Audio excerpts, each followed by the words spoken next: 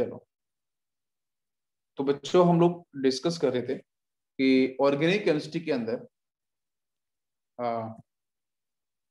कुछ representation, specific representation होते हैं ना, उन पे हम लोग अब थोड़ा फोकस करेंगे, क्योंकि जो कुछ स्पेसिफिक रिप्रेजेंटेशन है, हम ऑर्गेनिक कंपाउंड को किन किन तरीके से रिप्रेजेंट करते हैं। वैसे अभी जो कॉन्सेप्ट चल रहा था पहले, जो मैंने पहले पढ़ाया था, उसको भी रिकंटिन्यू करूंगा।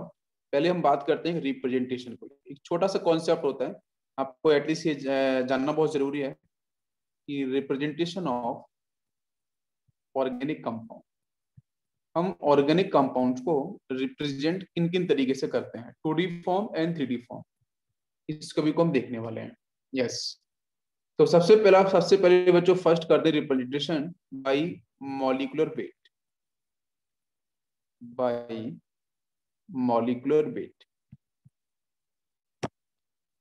मॉलिक्यूलर वेट नहीं करूंगा, मॉलिक्यूलर मास, ठीक है, मॉलिक्यूलर मास। वैसे तो हम लोग मोल कॉन्सेप्ट के अंदर पढ़ते हैं, तो इसको मॉलिक्यूलर मास या मॉलिक्यूलर वेट को हम लोग यहाँ पे एग्जैक्टली मॉलिक्यूलर फॉर्मूला बोले, ठीक है, मॉलिक्यूलर फॉर्मूला, ठीक है। तो हम मॉलिक्यूलर फॉर्मूला के हेल्प से किसी भी ऑर्गेनिक कंपाउंड को रिप्रेजेंट कैसे करते हैं। जैसे बच्चों है ना, डिफरेंस समझेंगे सारी चीजों के बारे में।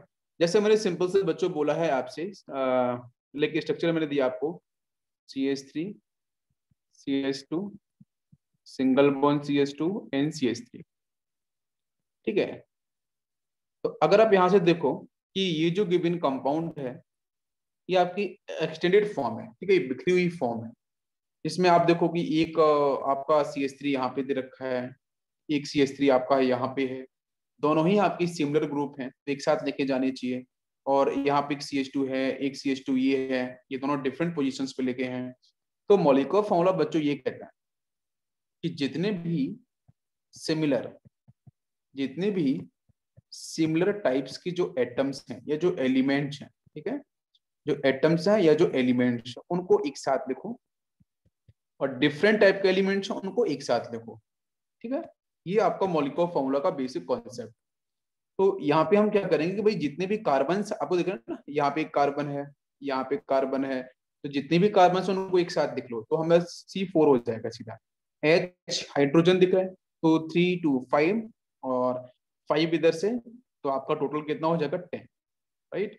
तो C4H10 ये आपका हो गया है मॉलिक्यूलर फॉर्मूला। बेसिकली मैं बात करूं इसका नाम क्या होगा, तो अब ये तो बेसिक मॉलिक्यूल एल्केन फैमिली का है ना, 4 कार्बन है, तो बच्चों इसको हम ब्यूट बोलेंगे, और प्लस यहाँ सिंगल बॉन्ड अटैच है कार्बन कार्बन के साथ, तो AN, ये होगा आपका ब्यूटेन।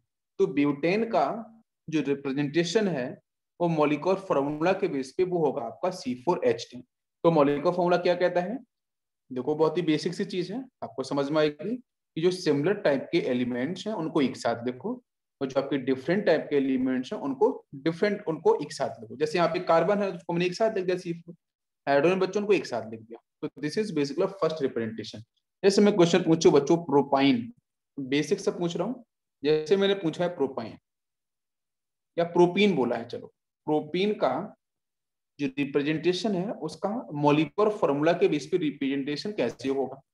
तो आपको पता है कि प्रोप का मतलब 3 कार्बन होता है, 1 2 and 3, ठीक है। इसमें ENE का मतलब होता है बच्चों डबल बॉन्ड, डबल बॉन्ड कहीं पे लगा दो अनसैचुरेशन। बाकी पोजीशंस कवर करनी है तो आपको लगाना पड़ेगा हाइड्रोजन, बिकॉज मैं बहुत ही सिंपल से मॉलिक्यूल्स अभी ले रहा हूँ, बैलेंसी 4 करनी पड़ेगी, ये हमेशा ध्यान देना है, ठीक है। 4 से अधिक बैलेंसी ना हो जाए और 4 से कम बैलेंसी ना कार्बन की हो जाए, ये भी ध्यान रखना है। तो अब देखो यहाँ पे कितने कार्बन हैं, तो 1 2 3, 1 2 3, तो हो गया ना C3। H कितना होगा, 1 2 3 4 5 6, समझ में आ रहा है बच्चों। तो ये आपके प्रोपाइन का एग्जैक्ट मॉलिक्यूलर फॉर्मूला होगा। ये आपका फर्स्ट, जैसे मैं क्वेश्चन पूछूं बच्चों प्रोपाइन का क्या होगा, तो उसका भी आप आंसर कर पाओगे, ठीक है। मैंने पूछा है आपसे प्रोपाइन, आप सोच रहे हो कि मैं बहुत ही बेसिक सी बात बता रहा हूँ, इसका इंपॉर्टेंस है, अभी समझ में आएगा क्या क्यों इसका इंपॉर्टेंस है। प्रोपाइन मैंने बोला है, तो कार्बन के साथ बच्चों ट्रिपल बॉन्ड आएगा। देखो बायनी का मतलब क्या होता है, ट्रिपल बॉन्ड। ये तो बेसिक इन्फॉर्मेशन है जो अपन 10th क्लास में भी पढ़ते हैं, हम ज्यादा डिफरेंट मॉलिक्यूल्स नहीं रहे, बेसिक मॉलिक्यूल आपको समझा रहा हूँ, ठीक है। हाइड्रोजन हाइड्रोजन हाइड्रोजन, और यहाँ पे एक हाइड्रोजन, यहाँ तो ऑलरेडी बेटा बैलेंसी 4 हो गई है, तो यहाँ पे आपको जो मॉलिक्यूलर फॉर्मूला इसका मिलेगा प्रोपाइन का, वो आपका होगा C3H कितना 1 2 3 and 4। आया सभी को समझ में? ऐसे बच्चों में बोलूं इथाइल एल्कोहल, तो इथाइल एल्कोहल का मॉलिक्यूलर फॉर्मूला रिप्रेजेंटेशन क्या होगा? तो बिल्कुल सा सिंपल है, CH3 होता है ना, ऐसे लिखते हैं ना अपन, CH3 CH2 देन OH लिखते हैं ना। ये तो आपका यहाँ पे this is not the molecular formula for ethyl alcohol, ठीक है, या फिर एथनॉल बोलते हैं इसको। तो यहाँ पे कितने कार्बन है? 2 कार्बन। कितना हाइड्रोजन है बेटा?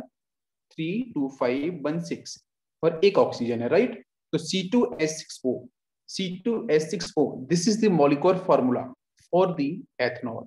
आप समझ में आ रहा है? क्लियर हो रहा है? तो ये मॉलिक्यूलर फॉर्मूला गलत है, ये मॉलिक्यूलर फॉर्मूला कभी नहीं हो सकता है। मॉलिक्यूलर फॉर्मूला होगा C2H6O। Now it is clear? Okay done. एक मैं छोटा सा क्वेश्चन आपसे पूछता हूँ कि एसिटिक एसिड का मॉलिक्यूलर फॉर्मूला क्या होगा? Molecular formula for acetic acid, ठीक है। बाद में मैं आपको जनरल फॉर्मूला लिखाऊंगा, ठीक है। पहले हम थोड़ा सा डिस्कशन करते हैं कि एसिटिक एसिड का हमारा बेसिक मॉलिक्यूलर फॉर्मूला क्या होगा। तो आई होप सभी को आंसर बन गया होगा बेटा, बिल्कुल सिंपल सा क्वेश्चन है, ठीक है। पहले आप लिख लो जरा, पहले ना सही से एक्सटेंड करके, जिन बच्चों को दिक्कत होती है ना वो अच्छे से लिख लें। देखो एसिड का मतलब क्या होता है? What is the meaning of acid? Acid का मतलब होता है बच्चों 2 कार्बन, ठीक है। एक लगा है, एक का मतलब होता है कार्बोक्सिलिक, ठीक है। एक एसिड है ना, वो एक होता है तो कार्बोक्सिलिक। एसिड का 2 का एक कार्बन हो चुका, एक यहाँ पे आएगा, double bond O then OH।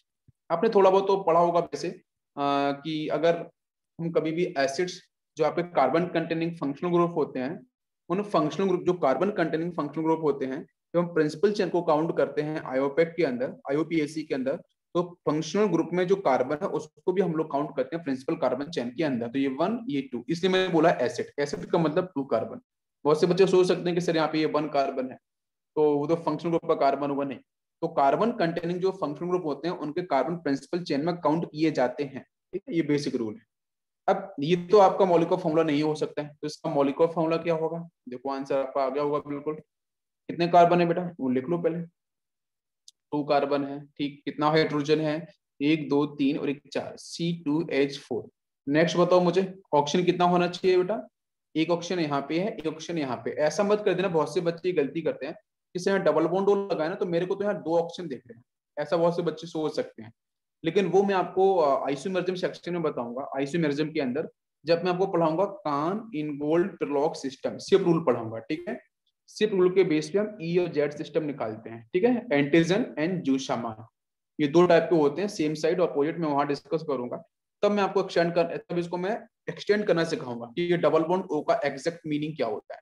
उसका मतलब ये होता है कि एक कार्बन के साथ एक ऑक्सीजन, जैसे नंबरिंग कर लो, तो एक कार्बन के साथ कितने ऑक्सीजन है? 2 ऑक्सीजन। डबल बॉन्ड का ना 2 ऑक्सीजन होता है। फिर रिवर्स देखो तो उस ऑक्सीजन के साथ 2 कार्बन भी होंगे, तो एक कार्बन पहले से इधर ज्वाइन, तो एक इधर ज्वाइन कर दो, एक यहाँ ज्वाइन कर दो। ये रूल्स आएगा आपके आइसोमेरिज्म के अंदर, वहां बताऊंगा, ठीक है। अभी बात नहीं करते इसके। तो यहाँ से हो गया C2H4। बाकी बच्चों यहाँ से 2 ऑक्सीजन दिख रहे हैं, तो नाउ यहाँ पे ऑक्सीजन का नंबर कितना हो जाएगा? 2। अब बात समझ में आई क्या? बिल्कुल। तो this is the molecular formula for the acetic acid. Clear? चलो एक छोटा सा क्वेश्चन लेते हैं, आप लोग करके दिखाओ मुझे। मैंने बच्चों लिखा है C2H4O2, राइट। और मैंने पूछा है ये जो मॉलिक्यूलर फॉर्मूला गिवन है ये रिप्रेजेंट किसको कर रहा है? ठीक है, रिप्रेजेंट। इसमें ऑप्शन देता हूं। First CH3 C double bond O then OH। Second option is CH2 CH and oxygen, this is oxygen here, and next is OH। सारे ऑप्शन चेक करो। नेक्स्ट है आपका यहाँ पे CH double bond CH and this one is OH and OH and last option है बच्चों, fourth option is none of this, none of this, ठीक है। यस, कौन सा ऑप्शन होगा? यस, आंसर आया सभी का? चलो अपन चेक करते हैं। देखो बेटा इसके पास कितना कार्बन है, चेक करो जल्दी से। 2 कार्बन है। How many hydrogen here? 3 और 1 4। यस, 2 ऑक्सीजन, बिल्कुल ठीक है, करेक्ट। सेकंड को चेक करो बेटा जरा, कितना कार्बन है 1 and 2, यस एग्जैक्टली C2। कितना हाइड्रोजन है 2 और 1 3 Mn4, yes. How many oxygen here, 1 oxygen is there and 1 oxygen here, ये हो गया आपका O2 ना। ये आपका एपॉक्सी है, epoxy cyclic ether, this is actually a cyclic ether. ठीक है, हमेशा पढ़ाएंगे इसको नोमेनक्लेचर वगैरह। तो एग्जैक्टली ये भी मॉलिक्यूलर फॉर्मूला सेम है, जरा इसका भी चेक करते हैं अपन। तो 2 कार्बन है C2, कितना हाइड्रोजन है 1 2 3 4, यस। हाउ मेनी ऑक्सीजन, यहाँ 2 ऑक्सीजन। तो इसका मतलब सभी का मॉलिक्यूलर फॉर्मूला सेम हो रहा है, तो हमारा ऑप्शन होगा फर्स्ट सेकंड थर्ड। तो हमारा ये मल्टीपल चॉइस ऑप्शन था, मैंने लास्ट में मॉडिफाई किया, यहाँ पे लिखा था ऑल ऑफ दीज, यहाँ पे नॉन ऑफ दीज या ऑल ऑफ दीज लिखा था, उसको चेंज किया है मैंने। तो हमारा जो सही ऑप्शन होंगे first second and third. Any doubt, किसी बच्चों को डाउट है? नहीं, ओके गुड। इसके बाद बच्चों हम लोग बात करते हैं next second representation. Second one is by expanded and condensed formula. ठीक है, तो एक्सपेंडेड एंड कंडेंस्ड फॉर्मूले के बेस पे हम लोग इस तरीके से हमारे ऑर्गेनिक कंपाउंड को रिप्रेजेंट कर सकते हैं। तो बेटा देखो, अभी मैंने आपको एक जस्ट एक फर्स्ट क्वेश्चन दिया, चलो कोई इश्यू नहीं, तो देखते हैं अपन। बिल्कुल, नेक्स्ट बच्चों है एक्सटेंडेड एंड कंडेंस फॉर्म। नाम से बच्चों समझ में आ रहा है क्या कि कोई भी चीज एक्सपेंड फॉर्म में, एक्सपेंड है ना, खोल देना उसको। कंडेंस, कंडेंस का मतलब आपको समझ, किसी कोई चीज कंडेंस का मतलब क्या कि उसमें कोई चीज गिवन है, उसको बाहर निकाला गया है या उसको शॉर्ट फॉर्म में कन्वर्ट किया है। इन दोनों को हम देखते हैं। तो लिसन केयरफुली, 4 टाइप के रिप्रेजेंटेशन होते हैं बच्चों। ठीक है, और पहले एक बता चुका हूँ मॉलिक्यूलर फार्मूला, वहां पे गलती हो चुकी है आपसे। ठीक है, एक्सपेंडेड और कंडेंस के बारे में बात करते हैं। जैसे एक सिंपल से मैं आपको मॉलिक्यूलर फार्मूला देता हूँ। ठीक है, ध्यान, मैं एक सिंपल सा दे रहा हूँ स्ट्रक्चर आपको, देखो CH3 and CH3 CH2 carbon CH3 CH3 and CH3। ये एक बहुत इंपॉर्टेंट सा स्ट्रक्चर है। ठीक है, जिसको बच्चों हम लोग ऑर्गेनिक केमिस्ट्री के अंदर इसको बोलते हैं हम लोग आइसो ऑक्टेन। ये आपका बेसिकली आइसो ऑक्टेन का स्ट्रक्चर है। ठीक है, आइसो ऑक्टेन का स्ट्रक्चर बिल्कुल यही स्टेबल स्ट्रक्चर है। ठीक है, आइसो ऑक्टेन में बताऊंगा आइसो, आइसो का मतलब क्या है, बाकी कैसे बनता है। अभी सिंपल मैं बात कर रहा हूँ एक्सपेंडेड एंड कंडेंस फॉर्मूला की तरफ, उसको समझने की कोशिश कर रहा हूँ। तो जो सामने जो गिवन स्ट्रक्चर है, जो मॉलिक्यूलर फॉर्म, जो मॉलिक्यूलर स्ट्रक्चर मैंने आपको यहाँ पे दिया है, this is actually expanded form. Expanded form इसकी बच्चों आइसोक्टेन की, आइसोक्टेन की ये एक्सपेंडेड फॉर्म है। अगर मैं बोलता हूँ बच्चों कंडेंस फॉर्म, मैं अगर आपसे बोलूं कि इसकी कंडेंस फॉर्म क्या होगी, तो कंडेंस फॉर्म बच्चों क्या करते हैं, प्लीज लिसन। यहाँ पे आपके जो CH3 है टर्मिनल, इन CH3 को हम एक साथ लिखते हैं। बात समझना ध्यान से, ये जो CH3 है, ये वाला CH3 एक साथ लिखेंगे, ये CH3 है, ये CH3 है, ये CH3 है, इनको हम एक साथ लिखेंगे। मेरी बात समझ में आ रही है? सिमिलर ग्रुप को उठा के, ग्रुप ग्रुप को, एलिमेंट को नहीं बेटा। अगर मैं मॉलिक्यूलर फॉर्मूला बोलता ना तो आपके लिए आसान होता, आप चेक करते ना कितने कार्बन है, वो लिख देते 1 2 3 4 5 6 7 8 C8 लिखते, और चेक करते सिर्फ हाइड्रोजन 3 3 6। ठीक है, 1 2 3 4 5 ये है, तो 5 का मतलब 15 ये हो जाएंगे। ठीक है, 16 7 17 और 1 आपका 18, आंसर बन जाता सीधा सा। बताओ मुझे, अब वैसे भी आप निकाल सकते हो मॉलिक्यूलर फॉर्मूले से CnH2n+2 के साथ, राइट, 8 × 2 16+2। अच्छा, ये तो आपका हो गया मॉलिक्यूलर फॉर्मूला का रिप्रेजेंटेशन। लेकिन मुझे बच्चों क्या चाहिए कि ये जो गिवन स्ट्रक्चर है, दिस इज द एक्सपेंडेड। तो कंडेंस आपका ये होगा, ध्यान दो, कंडेंस हम बेटा बोलेंगे इस तरीके से, CH3 इसका ट्वाइस, देन आपका यहाँ से CH, single bond CH2, then carbon, और इस तरीके से CH3 एंड थ्राइस। ऐसे आपको बहुत बार लिखे मिलते हैं स्ट्रक्चर। तो ये जो गिवन स्ट्रक्चर है बेटा, ये आपका कंडेंस फॉर्मूला किसका, आइसोऑक्टेन। तो आइसोऑक्टेन के मैंने 3 फॉर्मूले यहाँ पे बता दिए। ये कौन सा बताया, मॉलिक्यूलर फॉर्मूला ये रहा।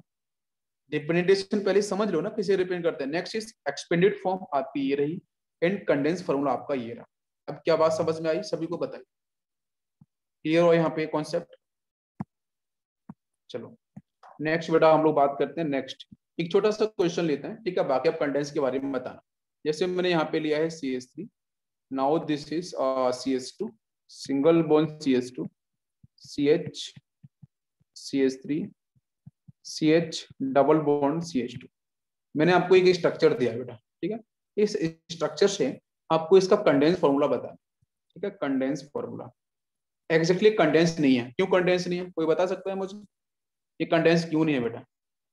यस, कंडेंस इसलिए नहीं है बेटा, कंडेंस में होता है क्या है ना कि जो सिमिलर ग्रुप्स हैं उनको एक साथ लिखते हैं अपन। ये होता है कि भाई ये जो, लेकिन बॉन्डिंग इज इंपॉर्टेंट। हाँ डबल बॉन्ड रहे ना तो डबल बॉन्ड को थोड़ी नहीं मैं चेंज करूंगा, डबल बॉन्ड से कोई इश्यू नहीं है। डबल बॉन्ड ऐसे कोई ग्रुप है ही नहीं यहाँ पे। देखो एक CH2 ये दिख रहा है मुझे कॉमन, कंटिन्यूस होना चाहिए। एक CH2 मुझे ये दिख रहा है, तो दोनों CH2 को उठाकर मैं एक साथ लिखूंगा। बट ऐसा मत कर देना कि ये CH3 है सर ये भी CH3 है, दोनों को एक साथ लिखेंगे ना, ये गलती हो जाएगी कि इस CH3 से रिलेशन कैसे हो सकता है। भाई ये CH3 इस कार्बन से जोड़ा है, ये CH3 इस कार्बन से जोड़ा है ना, डिफरेंट से जोड़ा है ना, तो ये नहीं हो सकता है। ये गलती मत कर देना, ठीक है। मैं पहले तो इसका कंडेंस फॉर्मूला क्या होगा, देखो CH3 सिंगल बॉन्ड लगाना लगाओ, मत लगाना मत लगाओ, मैं समझाने के लिए लगा रहा था सिर्फ कि आपको एक बार आइडेंटिफिकेशन क्लियर हो जाए, ठीक है। तो CH2 सेम है दोनों, तो मैं CH2 ट्वाइस लिख देता हूँ, हो गया कंटिन्यूअस। देन CH, उसके बाद कौन आएगा CH3। तो CH3 को ब्रैकेट में डालना पड़ेगा, क्यों, ये आपका चेन है, यहाँ पे ब्रांच है, तो ब्रांच को हम लोग कैसे डालेंगे, क्लियर। चलो CH3 हो गया, बाकी तो कोई ग्रुप सेम है नहीं, तो बाकी को ऐसे लिखेंगे। तो यहाँ से आपका CH। अभी क्वेश्चन है डबल बॉन्ड कैसे लिखें, तो डबल बॉन्ड को लिखने की जरूरत नहीं है, आपको वो दिमाग लगाना पड़ेगा, और यहाँ पे सिर्फ लिखो CH2, बस ब्रैकेट क्लोज। ये जो फॉर्म दिख रही है ना, this form exactly condense formula. अब खुद आप इमेजिन करो। ओके गुड गुड, बिल्कुल ओम ने अच्छा किया है, बिल्कुल सही आंसर। अब देखो, अब ये जो फॉर्म आपको दिख रही है ना, आप इमेजिन करो जरा, इस condense formula if in case दे रखा है, तो आपको अगर उसकी एक्सटेंडेड फॉर्म डेवलप करनी है, एक्सटेंडेड फॉर्म, तो कैसे बनानी होगी। तो इसकी एक्सटेंडेड फॉर्म भी आपको मैं डिजाइन करके दिखा दूं। देखो क्या करना है कि एक CH3 दे रखा है, ये ब्रैकेट में CH2 CH2 मतलब एक कंटिन्यूअस ग्रुप थे। तो देखो CH3 को अपन यहाँ पे लिख देते हैं, देन दो CH2 है कंटिन्यूअस, सिंगल बॉन्ड CH2। भाई CH3 तो नीचे ब्रांच में लगा होता है, CH2 सिंगल बॉन्ड सीधा होता है। नेक्स्ट आपका बैलेंस इज इंपॉर्टेंट है ना, बैलेंस डिस्टर्ब नहीं होनी चाहिए, ये CH हो जाएगा।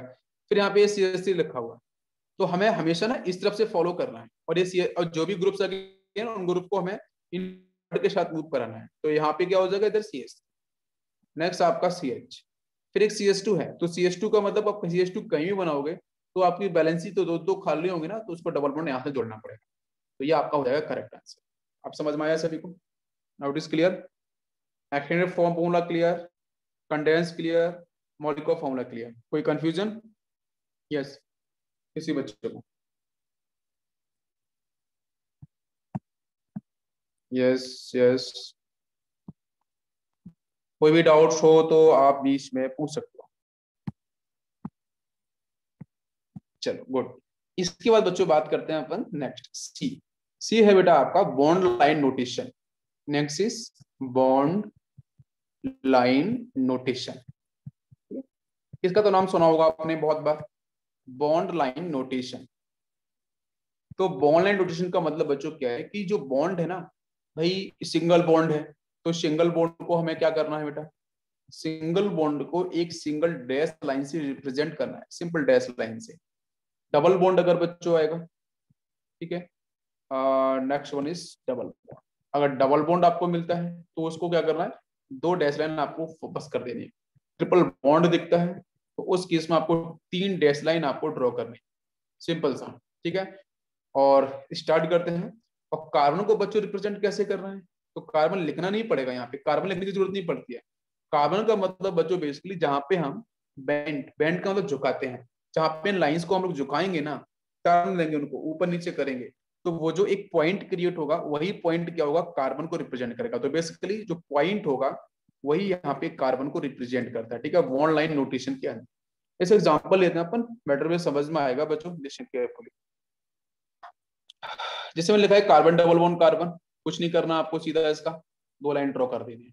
मैं बोलूंगा कार्बन ट्रिपल बॉन्ड कार्बन, बच्चों कुछ नहीं करना है, सिर्फ तीन लाइन आपको ड्रॉ कर देनी, खत्म कहानी। जैसे चलो मैं एक एग्जांपल लेता हूँ, आपको बहुत अच्छे समझ में आएगा। यस, देखो बेटा, जैसे मान के चलो मैंने एक क्वेश्चन लिया बेसिक सा, carbon carbon carbon and this like this, ठीक है। इस तरीके से अपन ने एक स्ट्रक्चर ले लिया है, यहाँ पे CH3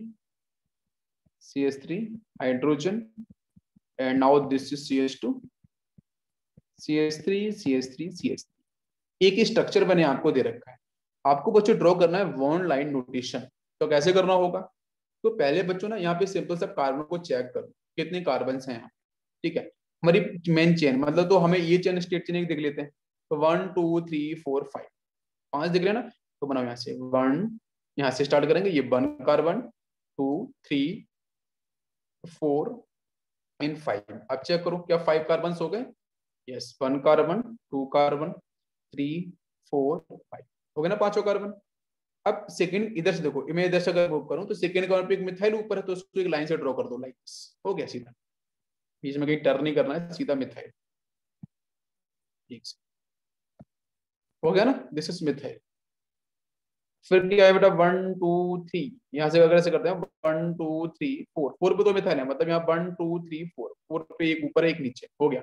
ये जो स्ट्रक्चर दिख रहा है ना, this is exactly bond line notation, bond line notation. तो समझ में आया? किस तरीके से करना है। एक डबल बॉन्ड वाला भी लेते हैं, वो भी आपको समझ में आया। ये समझ में आया ना सभी? ओके, यस स्टूडेंट्स, नेक्स्ट देखते हैं अपन ध्यान से। नेक्स्ट बच्चों, मैंने मान के चलो यहाँ पे एक कुछ ऐसा दे दिया, like CH3 carbon, CH3 and CH3। आप अपने आप से ट्राई करो, CH double bond, CH single bond, CH2 and CH3। आप अपने मन से भी स्ट्रक्चर बना सकते हो, और जो मैं रूल्स बता रहा हूँ रूल्स को फॉलो करना है, कहीं कोई गलती नहीं होने वाली, ठीक है। ये मान आपको दिया बेटा स्ट्रक्चर, कैसे कैसे करना है bond line notation, bond line notation. कुछ बेटा कार्बन चेक कर लो, कितने कार्बन है ऐसे 1 2 3 4 5 6। मैं आईओपी के रूल्स को नहीं बता रहा हूँ, ठीक है, नंबरिंग के दृष्टि कर रहा हूँ, मैं सिर्फ काउंट कर रहा हूँ कार्बन कितने हैं ना, वो लाइन बनाने के लिए 1 2 3 4 5 6, 6 है ना। यस, 1 हो गया, यहाँ से काउंट करना 1 2 3 4 5 एंड 6। अब चेक करो 6 हो गया ना। 2 पे है 2 मिथाइल, यस ऊपर नीचे कर दो, एक ऊपर एक नीचे, ऐसे लाइन ड्रॉ कर दिया, हो गया बेसिक सा मिथाइल आपका। नेक्स्ट 3 और 4 के बीच में डबल बॉन्ड है, राइट। तो 1 2 3 एंड 4, मतलब यहाँ पे एक लाइन यहाँ पे और ड्रॉ कर दो, हो गया। ओके, नेक्स्ट इज कुछ भी नहीं है, हो गया। तो ये आपका जो स्ट्रक्चर है, ये हो गया आपका बॉन्ड लाइन नोटेशन। आप बताओ सभी को समझ में आया? बहुत क्लियर है, सिंपल सा है, कोई कंफ्यूजन नहीं है। चलो एक छोटा सा क्वेश्चन लेते हैं, आप जरा बताना कि sp3 sp2 और sp हाइब्रिडाइज्ड कार्बन एटम हमारे कितने होंगे, ठीक है। यस, देखो बेटा, मैंने आपको एक जरा स्ट्रक्चर देता हूँ मैं इस तरीके से, बॉन्ड लाइन नोटेशन देता हूँ, आप जरा प्लीज इसको ट्राई करना। Double bond and like this, okay, and ये स्ट्रक्चर। चलो मैंने आपको ये स्ट्रक्चर आपको यहाँ पे दे दिया है, और आपको प्लीज बताना होगा कि हमारे sp3 sp2 और sp हाइब्रिडाइज्ड कार्बन एटम कितने हो, ठीक है। ये आपको दिया मैंने structure, this is actually bond line notation, right. तो इस बॉन्ड लाइन नोटेशन के अंदर हमारे जो हाइड्रेशन में कार्बन कितने हो, sp3 कितने हो गए, क्या करो फटाफट से। ये सब जगह CH3 होगा, ऑल आर CH3। कोई बच्चा बोल रहा है कि सर 4 sp2 हो गए, एग्जैक्टली बिल्कुल सही, एक sp2 ये होगा, एक sp2 ये होगा, ठीक है। मैं जो ये कलर कर रहा हूँ इस तरीके से, ये sp2 है, ये sp2 है, ये sp2 है, ये sp2 एग्जैक्टली। तो 4 आपको मिल रहे हैं sp2 हाइब्रिडाइज्ड, बिल्कुल सही आंसर। sp के बारे में बात करेंगे तो बच्चों देखो, एक कार्बन तो ये हो जाएगा, एक कार्बन ये हो जाएगा, ये यहाँ पे फिनिश है, यहाँ से दूसरा आपको यहाँ पे CH3 मिलेगा। तो यहाँ पे आपके जो sp हाइब्रिडाइज्ड होंगे उनका आंसर आपको पता चला होगा कि सर यहाँ से सिर्फ 2 होंगे। और sp3 की अगर बात करी जाए तो बहुत से बच्चे ना लास्ट वाले काउंट नहीं करेंगे, इस वाले को काउंट करना है बेटा, यहाँ पे एक ये हो जाएगा और एक ये होगा, यहाँ पे होगा, यहाँ पे होगा, द 1 2 3 4। और भी कहीं दिख रहा है, यहाँ से पहचान लो, कोई मिस्टेक नहीं होनी चाहिए। यस, क्लियर हुआ सभी को? sp3 1 2 बिल्कुल सही है, 3, बाकी तो बीच में कहीं कुछ है नहीं, और लास्ट में आपका वो दिख रहा है। यस, तो आंसर हमारा कितना हो जाएगा 4। क्या सभी को समझ में आया? ऐसे क्वेश्चंस आ सकते हैं, बिल्कुल हो जाएगा सॉल्व। सभी क्लियर हुआ? नेक्स्ट अपन बात करते हैं फोर्थ। फोर्थ बच्चों यहाँ पे आपका आपको जो रिप्रेजेंटेशन है वो आपका 3D फॉर्मूला है। 3D फॉर्मूला से हम लोग मॉलिक्यूल्स को रिप्रेजेंट कैसे कर सकते हैं, तो बच्चों यहाँ पे ध्यान देना होता है डैश और वेज, ठीक है, डैश और वेज स्ट्रक्चर। देखो डैश का मतलब क्या होता है, डाउन। डैश का मतलब क्या होता है बेटा, डाउन, प्लेन के नीचे। और बेस का मतलब होता है अप, प्लेन के ऊपर। ठीक है, आप का सिस्टम जहां पे रखा है वो एक टेबल है, ठीक है, उस टेबल के नीचे तो अपन डैश को बेटा कैसे करेंगे, अपन डैश और डैश को करते हैं इस तरीके से, सिंपल से लाइन ड्रॉ करेंगे इस तरीके से, ये आपका डैश होगा। बैच को बच्चों करते हैं डार्क, कुछ इस तरीके से, इसको डार्क कर दो, ये आपका हो जाएगा बैच। ठीक है, तो इसको एक एग्जांपल समझते हैं। जैसे मैंने बच्चों यहाँ पे एक लिया है, लाइक मॉलिक्यूल, एक ए एटम लिया है, यहाँ पे बी एटम है। ये जो डैश है ना, ये बॉन्ड एक्चुअली है ना, ये बॉन्ड है, रिपेंड करने का तरीका है। एक बॉन्ड ये, एक बॉन्ड यहाँ पे है, एक बॉन्ड ये हो गया। इधर लिया मैंने सी नहीं, ये तो कार्बन हो जाएगा। यहाँ ले लिया मैंने डी, और एक मैंने यहाँ पे इस तरीके से बैच ले लिया, और यहाँ बच्चों ले लिया मैंने ई। ध्यान दो, अब मैं आपसे पूछता हूँ कि जरा बच्चों बताओ यहाँ पे कि डैश पे कौन है, तो बोलोगे सर डैश पे तो मेरे को डी दिख रहा है, ये डैश है। बैच पे कौन है सर, ई, ये आपको बैच पे दिख रहा है, बहुत सी। बाकी ए और बी कहाँ पे है, तो ए और बी जो आपके हैं वो बच्चों हैं on the plane, on the plane. अब समझो ध्यान से, जैसे बच्चों एक बुक है ना, एक टेबल है, तो उस बुक में ए और बी के पोजीशंस बच्चों कहाँ होंगी, उस टेबल के ऊपर रखे होंगे। ए और बी ऑन दी प्लेन मतलब टेबल के ऊपर रखे। ठीक है, आपके सामने जो टेबल रखी है, उस टेबल में आप देखोगे ए और बी के पोजीशंस, जो यहाँ तो कार्बन है, तो ये कार्बन है, ये बीच में जो दिख रहा है दिस इज कार्बन। ये कार्बन आपका वहीं रखा है टेबल पे, ए और बी भी टेबल पे ही रखे हैं। डी कहाँ पे होगा, डी का मतलब है डैश, डैश का मतलब डाउन, तो डी कहाँ पे होगा, नीचे की तरफ। डी कहाँ होगा, यूं नीचे ऐसा। और ई कहाँ पे होगा, प्लेन के ऊपर। अब बात समझ में आ गई, क्लियर हो गया, नाउ इट इज क्लियर। ये हो गया आपका 3D फॉर्म, बिकॉज इसमें एक एक्स एक्सिस, वाई एक्सिस और जेड एक्सिस, तीनों एक्सिस आपको यहाँ समझ में आए। अरे क्लियर हो गया। टेट्राहेड्रल इसका स्ट्रक्चर है वो बताएंगे बाद में, ठीक है, पहले ये बात समझ में आ गई, बेसिक बात, बहुत ही बेसिक सी बात कर रहा हूँ, आई होप क्लियर हुआ होगा। ठीक है, टेस्ट वेजेस क्लियर, किसी बच्चों को कोई कंफ्यूजन?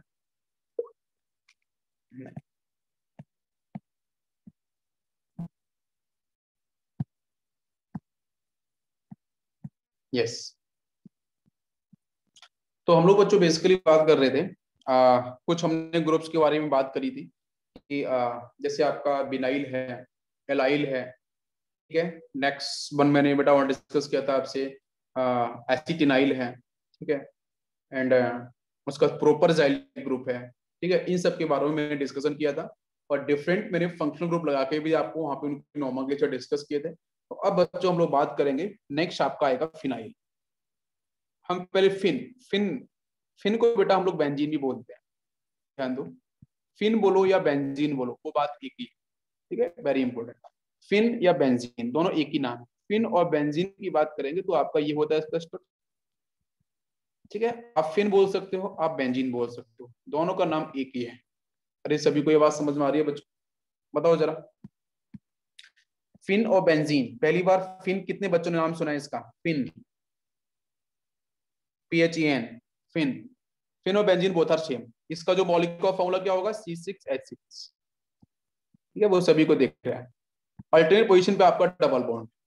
तो देखो बच्चों लिस्टन, अब मैं यहाँ से क्या करूंगा बेटा, एक निकालूंगा, ओनली वन हाइड्रोजन, सिर्फ वन हाइड्रोजन। मैंने इस H को बाहर निकाला, एक मैंने हाइड्रोजन को बाहर निकाला। जनरली बेटा इसको हम बोलते हैं, this is called monovalent radicals. वैसे रेडिकल में डिस्कस करूंगा अभी अलग से भी, वहां रिवीजन भी हो जाएगा इसका। जब बच्चों निकालते हैं वन हाइड्रोजन, ठीक है, तो इसको बोलते हैं मोनोवैलेंट। जब दो निकालेंगे हाइड्रोजन तो बोलते हैं डाईवैलेंट या बाईवैलेंट भी बोलते हैं, ठीक है।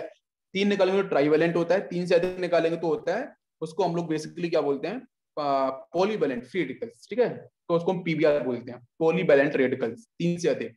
तो मैंने वन निकाला हाइड्रोजन, मैंने इस हाइड्रोजन को बाहर निकाल दिया, तो ये क्या बना, ये आपका बेंजीन जो स्ट्रक्चर है उसमें ये हाइड्रोजन, एक वैलेंसी यहाँ खाली होगी, बाकी तो हर जगह आपको मिलेंगे हाइड्रोजन। ये बात समझ में आ रही है, 5 हाइड्रोजन, ये वैलेंसी फ्री। इस फ्री वैलेंसी का नाम क्या होता है बेटा, बाइयल। मैंने पहले this free valency is called बाइयल, फ्री वैलेंसी का नाम बाइयल होता है। तो क्या करना होगा, जो फिन है ना, फिन फिन में से बच्चों ई को निकाल दो, फिन में से ई को निकालो, सिर्फ ई को निकाल दो।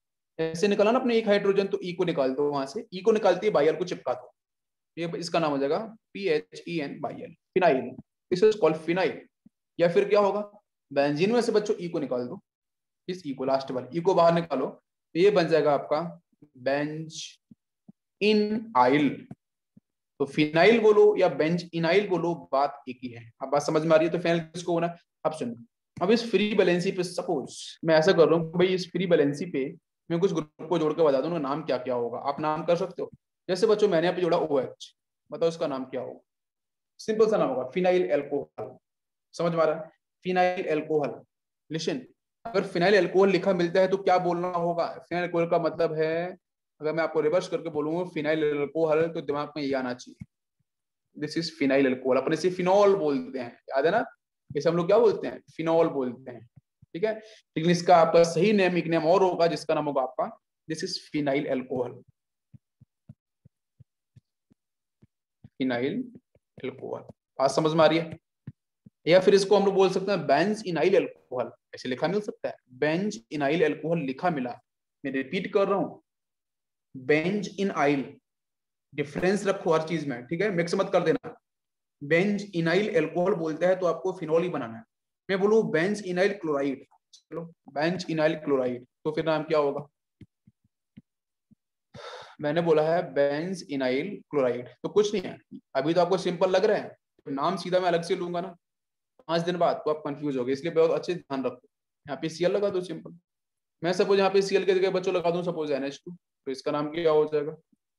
यहाँ लगाया मैंने सपोज NH2, Cl को निकाल के, तो फिर क्या हो जाएगा? बेंज इनाइल अमाइन या फिनाइल अमाइन, सिंपल से, कोई कंफ्यूजन नहीं, सिंपल हो गया। ओके, अब ये जो आपका ये जो बना है स्ट्रक्चर, ये जो सेकंड वाला जो स्ट्रक्चर बना है, इसको हम लोग और अलग तरीके से बोलते हैं। इसको हम लोग पीएच बोलते हैं, शॉर्ट में पीएच बोलते हैं। इसको हम लोग कैपिटल पीएच भी बोलते हैं, स्मॉल पीएच भी बोलते हैं, अलग अलग लिखने का तरीका है।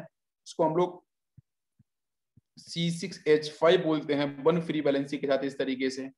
या फिर इसको हम लोग स्ट्रक्चर भी देके भी बोल सकते हैं इस तरीके से कि ये स्ट्रक्चर है, यहाँ पे फ्री बैलेंसी है, तो दिस इज ऑल्सो फिनाइल।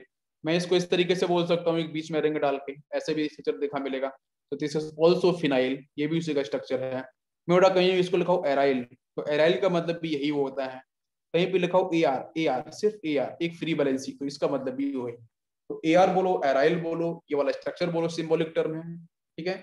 और एक्चुअली इसको हम बहुत बार ऐसे भी लिखा मिलेगा, यूं इस तरीके से ऐसे करके लिखा मिलता है, ठीक है। तो ये सारे के सारे आपके क्या है? आपके फिनाइल ग्रुप। अब ये क्लियर हुआ सभी को? कोई कंफ्यूजन किसी बच्चों को? नहीं? Okay, good. यस, इसके बाद बच्चों हम लोग बात करते हैं नेक्स्ट। नेक्स्ट बच्चों हम लोग लेते हैं कि जैसे मान के चलो मैंने यहाँ पे बात कर रहा हूँ ऑर्थो, मेटा एंड पैरा के साथ, ठीक है। तो ऑर्थो क्या होती है, मेटा क्या होती है बच्चों, और पैरा पोजीशंस क्या होती हैं? These are the basically positions, ये पोजीशंस हैं बच्चों किसी ग्रुप के रिस्पेक्ट में। और ये पोजीशंस बच्चों वर्क करते हैं बेंजीन के साथ, किसके साथ वर्क करते हैं? बेंजीन के साथ वर्क करते हैं, ठीक है। यस, जैसे मैं ऑर्थो की बात करूं, तो ऑर्थो को बच्चों बोलते हैं 1,2, मेटा को बोलते हैं अपन 1,3, पैरा को बोलते हैं अपन 1,4, ठीक है। यस, तो फर्स्ट कार्बन के रिस्पेक्ट में अगर सेकंड कार्बन को, अगर सेकंड ग्रुप पे, जैसे मैं अगर यहाँ पे बताऊं स्ट्रक्चर, जैसे ये देखो ध्यान से, जैसे ये मैंने दिया बेंजीन, यहाँ बेटा सपोज A लगा, यहाँ पे B लगा दिया, तो मतलब इसको हम क्या बोलेंगे भाई? A के रिस्पेक्ट में जो B लगा हुआ है, इसे नंबरिंग कर दो 1 और 2, ये 3, ये 4, ये 5, ये 6। तो देखो 1 के रिस्पेक्ट में जो आपका 2 लगा है B, तो इसको हम बोलेंगे कि B आपका जो लगा है वो पैरा पोजीशन पे है, इसमें पैरा पोजीशन पे, ठीक है। अब कैसे बोलोगे सर B पैरा पोजीशन पे? कि भाई जो A होगा, A की प्रायोरिटी ज्यादा हो, ए की जो प्रायोरिटी होगी वो ज्यादा होगी बी के रिस्पेक्ट में, तो नंबरिंग तो वन से स्टार्ट होगी ना, ए से स्टार्ट, ये 1, तो ये वाला कार्बन 1, और ये वाला कार्बन आपका 2, तो ये हो जाएगा पैरा पोजीशन। तो बी कहाँ पे लगा है? पैरा पोजीशन पे। अब समझ में आ गया? सेकंड अगर मैं यहाँ पे बोलूँ 1,3, इसको समझते हैं। जैसे मैंने यहाँ पे लगाया है ए, यहाँ लगा दिया मैंने बी, समझो ध्यान से, ये आपका 1, 2, 3। मैं वन ऊपर से नंबरिंग क्यों कर रहा हूँ भाई? उसकी प्रायोरिटी ज्यादा है, एक ही मैंने ऐसा माना है। 3, 4, 5 एंड 6, ये सब प्रायोरिटी वगैरह बताएंगे, आयोपेक में आएंगे धीरे धीरे। देखो बेटा, ये आपके ए के रिस्पेक्ट में जो बी लगा है वो तीसरी पोजीशन पे, तो इसका मतलब ये क्या हो गया? मेटा। अब समझ में आ रहा है? और इसी तरीके से अगर मैं, यहाँ एक मिस्टेक हो गई है, this is not para actually, this is ortho, this is ortho, इसके बाद मैं तीसरे केस की बात करूं तो थर्ड केस में मैंने सपोज बच्चों यहाँ पे ए दे दिया और यहाँ मैंने बी लगाया। देखो नंबरिंग बेटा प्रायोरिटी अकॉर्डिंग 1 2 3 4 5 एंड 6। तो जरा चेक करो यहाँ पे कि भाई ए के रिस्पेक्ट में बी कहाँ पे लगाया, फोर्थ पोजीशन पे। तो ये कौन सी हो जाएगी बेटा, पैरा पोजीशन। कौन सी हो जाएगी, पैरा पोजीशन। अब समझ में आ गया, ठीक है। तो किसी हाईएस्ट प्रायोरिटी के रिस्पेक्ट में बाकी ग्रुप की पोजीशंस क्या है बेंजीन रिंग में, ठीक है। अगर सेकंड पोजीशन पे लगा है तो बच्चों आपका ऑर्थो हो जाएगा, थर्ड पे लगा है तो आपका मेटा हो जाएगा, और अगर आपके फोर्थ पे लगा है तो आपका पैरा। अब बोलोगे सर 5 पे लगा हो तो 5 पे बच्चों लगेगा ना, तो ये वाला सेक्शन मेटा वाला हो जाएगा। देख लो 5 पे लगा के देखो ना, बी को यहाँ लगा दिया मैंने। अगर यहाँ लगा देंगे तो नंबरिंग फिर यहाँ से टर्न ले जाएगी, ये 1 हो जाएगा, ये 2 हो जाएगा, ये 3 बनेगा ना मेटा। इसलिए बोलते हैं 3,5 is Meta position, 2,6 is ortho position and 4,1 is always para position. अब समझ में आया, ये क्लियर हुआ? पहले ये तो बता दो, ये पॉइंट क्लियर हो, ortho Meta para? Yes, good. इसके बाद हम बात करते हैं नेक्स्ट ऑर्थो मेटा पैरा टोलाइल के बारे में, ठीक है। अभी तो बेटा बेंजीन के साथ तो हम लोगों ने पढ़ लिया, अभी देखते हैं नेक्स्ट बेंजीन के पास एक ग्रुप लगा के देते हैं, उससे हम बात करते हैं। जैसे जैसे मैंने आपको यहाँ पे बेंजीन दी, इसके साथ बच्चों मैंने यहाँ पे दे दिया CH3, ठीक है। तो इस कंपाउंड का जो नाम होता है वो टोलिन होता है, ठीक है। दिस इज बेसिकली टोलिन, ठीक है। इसका नाम बेटा होता है टोलिन, बिल्कुल ध्यान से समझ लो। This is actually a toluene. Clear हो गया? कोई दिक्कत? कॉमन है बेटा इसका टोलिन। अब सुनो, अब मैं बात करूंगा, यहाँ पे नंबरिंग कर देता हूं मैं कि चलो 1 2 3 4 5 एंड 6। मैं चलो बच्चों निकालता हूं सेकंड पोजीशन से हाइड्रोजन। सेकंड पोजीशन से निकाला मैंने हाइड्रोजन, ठीक है। आपको शायद पता होगा कि अगर बेंजाइलिक कार्बन की बात करते हो बेंजाइलिक कार्बन होगा, और इस बेंजाइलिक कार्बन से अगर मैं निकालता हूँ हाइड्रोजन तो बच्चों क्या बनेगा, हम लोग पढ़ चुके हैं, ठीक है। बेंजो पढ़ चुके हैं, बेंजाइल पढ़ चुके हैं, बेंजल पढ़ चुके हैं बहुत अच्छे से। 3 निकालेंगे तो बेंजो बनता है, 2 निकालते हैं बेंजल बनता है, पढ़ा था। अब निकालते हैं अपन यहाँ सेकंड पोजीशन से निकालते हैं तो क्या इसका नाम बनेगा, ठीक है। तो स्ट्रक्चर तो बेटा वैसे ही होगा, देखो यहाँ पे ये होगा CH3 यानी यहाँ पे एक फ्री बैलेंस। क्या होगा इसका नाम, दिस इज कॉल्ड ऑर्थोटोलाइल। क्या बोलेंगे इसको हम, इसको बोलेंगे ऑर्थोटोलाइल। क्यों? क्योंकि सेकंड पोजीशन से ग्रुप बाहर निकला है, तो इसका नाम पड़ेगा आपका ऑर्थो, वे लिखा आपका टोलाइल, ऑर्थोटोलाइल, ठीक। अगर मैं बात करूं बेटा, मैं निकालूं तीसरे कार्बन से हाइड्रोजन बाहर निकालूं, यहां से निकालूं, तो फिर आपका ग्रुप कुछ ऐसा बने CH3 1 फ्री वैलेंसी हियर। इसका नाम बच्चों क्या होगा, ये हो जाएगा आपका मेटाटोलाइल, ठीक है, मेटाटोलाइल। इसी तरीके से अगर मैं निकालता हूं नेक्स्ट फोर्थ, और मतलब इस पोजीशन से निकालता हूं तो ऑर्थो हो गया, मेटा हो गया, बचा है पैरा, तो बस पैरा बन जाएगा। यहाँ पे इसको लगा लो, ऊपर आपका CH3 एक फ्री वैलेंसी यहाँ पे क्रिएट हो जाएगी नीचे फोर्थ पोजीशन पे, तो इसको हम लोग बोलेंगे दिस इज कॉल्ड पैरा टोलाइल। अब बात समझ में आ रही है? अगर बच्चों हम 5 से निकालते हैं तो क्या बोलेंगे, कोई 3 और 5 की तो सेम पोजीशंस होती हैं, तो आपका फिर से मेटा बनेगा। अगर मैं 6 से निकालता हूँ तो बच्चों फिर से आपका ऑर्थो बन जाएगा, बिकॉज 2 और 6 क्या है, सिमिलर पोजीशंस हैं। अब ये समझ में आया क्या? Ortho is clear, para is clear, और tolyl, para meta, paratolyl group, metatolyl group, orthotolyl group, ये बहुत अच्छे से क्लियर हो गया। चलो, इन सब की जरूरत पड़ेगी बाद में, ठीक है। यस, इसलिए बेसिक टर्मोलॉजी बात कर रहे हैं। जैसे बच्चों मैंने यहाँ पे क्या किया है कि एक बेंजीन यहाँ पे फिनाइल, ये फिनाइल है, एक फिनाइल यहाँ पे है, यहाँ पे हाइड्रोजन है, और इस H को मैंने बाहर, ये स्पेसिफिक ग्रुप है, अगर मैंने इस H को बाहर निकाला है तो बेटा ये एक्चुअली क्या होता है, ट्राइल ग्रुप होता है, ठीक है। यहाँ से इस H को बाहर निकाले तो कार्बन के साथ क्या मिलेगा, फिनाइल, फिनाइल, फिनाइल, और यहाँ पे एक फ्री वैलेंसी, इसको हम लोग बोलते हैं ट्रिटाइल, ठीक है, ट्रीटाइल ग्रुप।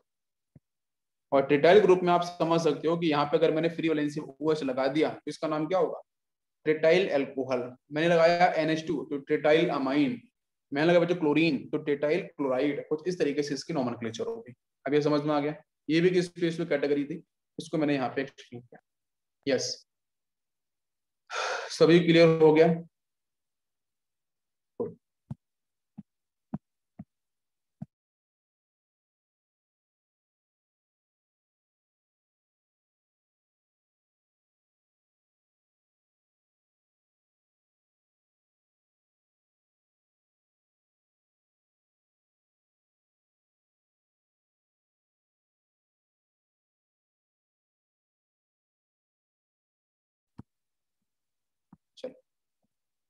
नेक्स्ट बच्चों हम लोग बात करते हैं, यस नेक्स्ट बच्चों हम लोग बात करेंगे हाइड्रो कार्बन रेडिकल।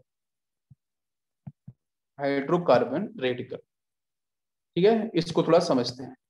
हालांकि हम लोग रेडिकल्स के बारे में भी देख चुके हैं, ट्रिटाइल पढ़ा था वो सब सेक्शन, वो स्पेशल केस थे, ठीक है, वो एक्चुअली बेटा अनसैचुरेटेड वाले केस थे, जहां पे आपका डबल बॉन्ड ट्रिपल बॉन्ड वाला केस दिखा था। अब बच्चों हम लोग बात करने वाले हैं सिर्फ और सिर्फ आपके अनसैचुरेटेड, तो हो चुका है, अब बात करते हैं सैचुरेटेड पे। अब बात करते हैं अपन सैचुरेटेड पे, मतलब बच्चों जहां पे सिर्फ और सिर्फ आपको क्या मिलेगा, सिंगली बॉन्डेड कंपाउंड और ऑर्गेनिक कंपाउंड देखने को मिलेंगे। तो उनके साथ हमारे रेडिकल्स जनरेट कैसे होते हैं, बहुत अच्छी केस है। अभी हम लोगों ने डबल बॉन्ड वाला देखा बेटा, अगर आपको याद होगा बिनाइल में डबल बॉन्ड था, याद है, एलाइल के साथ भी वही केस था। नेक्स्ट वन इज एसिटिनाइल के साथ वही केस था, ठीक है, अनसैचुरेशन। प्रोपरजाइल के साथ भी वही सेक्शन था। अभी हम लोगों ने बेंजाइल वाला देखा तो वहां भी डबल बॉन्ड वाला एरोमेटिक सेक्शन था। मैंने टोलाइल वाला सेक्शन देखा तो वहां भी वही था। अब बेटा हम लोग बात करने वाले हैं हमारे जो सैचुरेटेड कंपाउंड, यहाँ पे सिंगली बॉन्डेड ग्रुप। यस बिल्कुल। तो what is the mean of hydrocarbons radical, कोई बताएगा मुझे? हाइड्रोकार्बन्स रेडिकल का बेटा बेसिक मतलब है कि reactive species of hydrocarbon which are obtained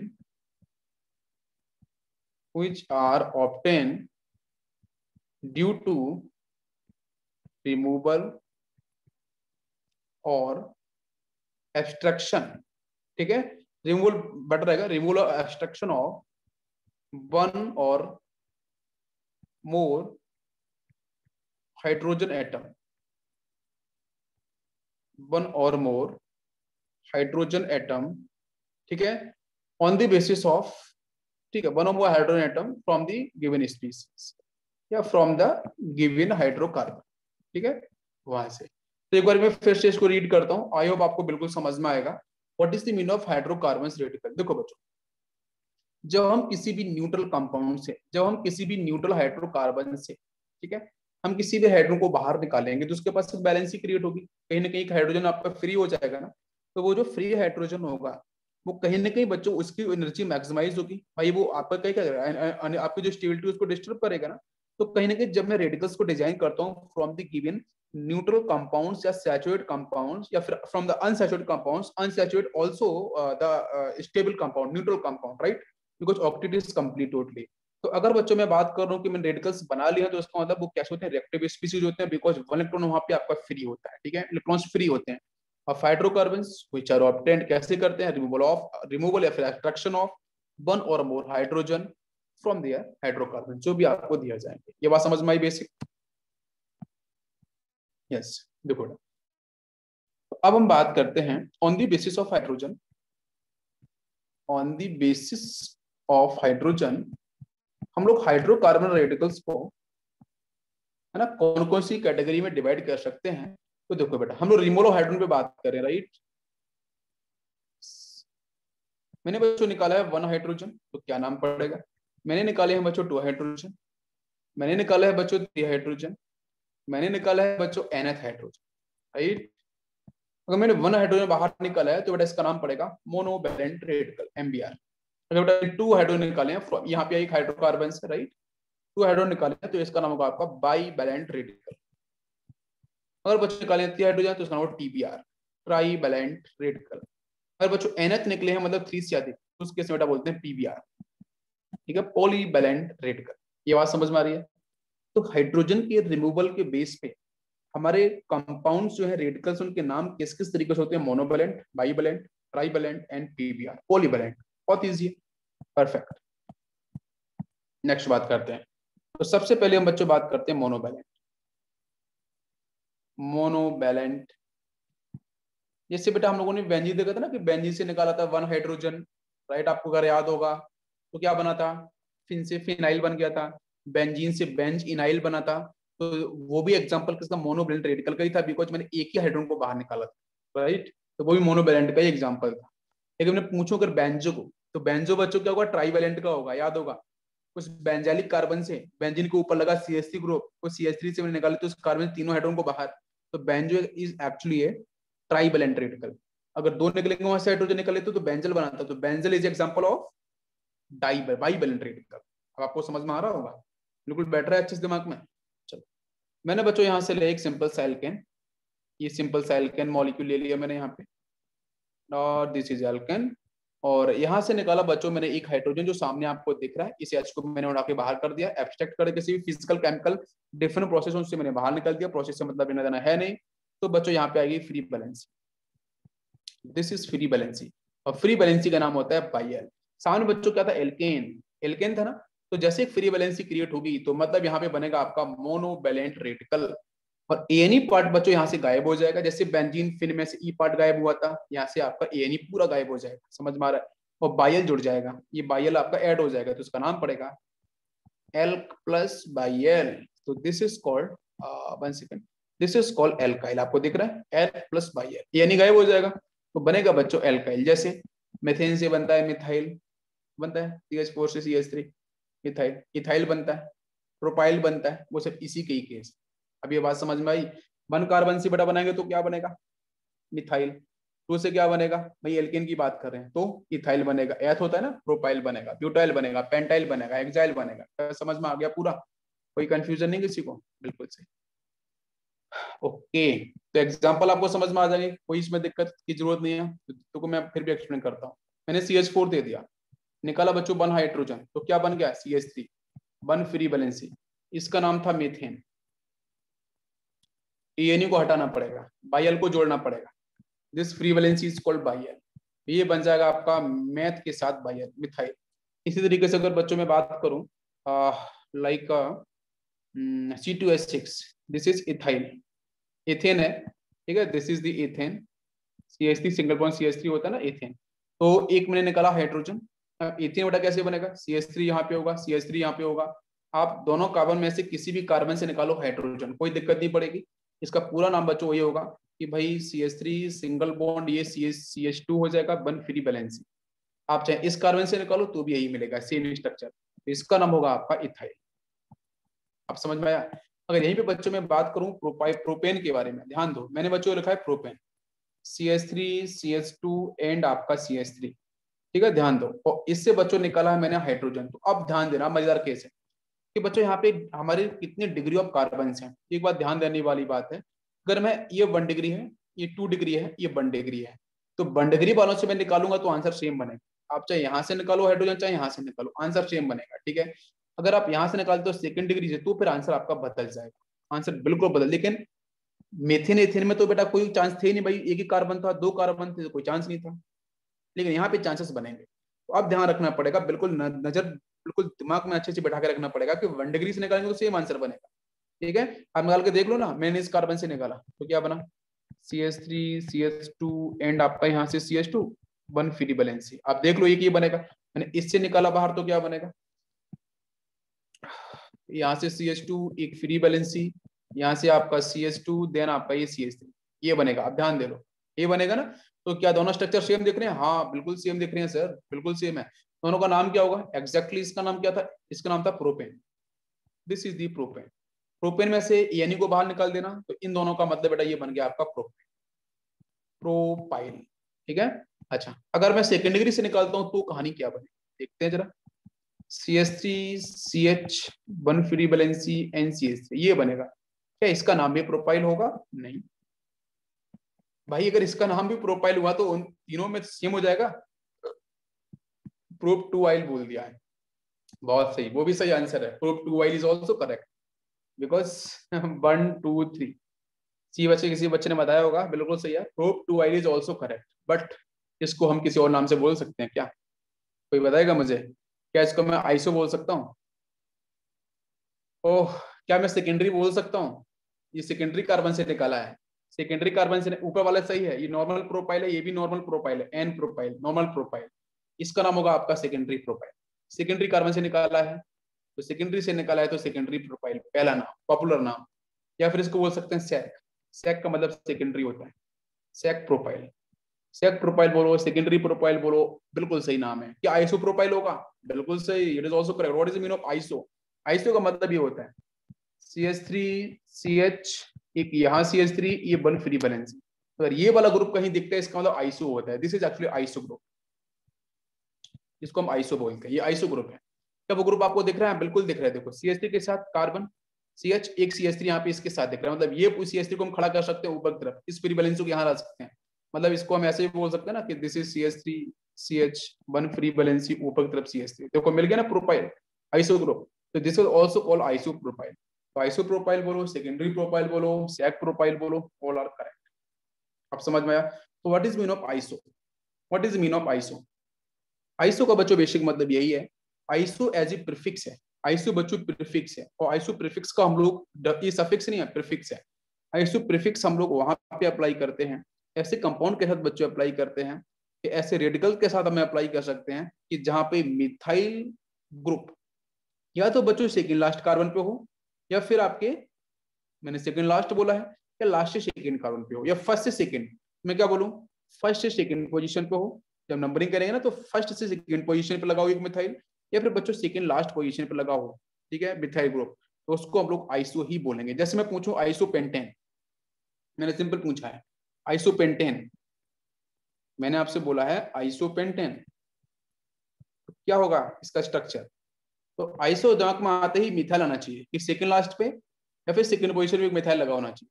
तो बेटा चेन कितने की होगी? 4 की, 1 2 3 4 हो गया ना।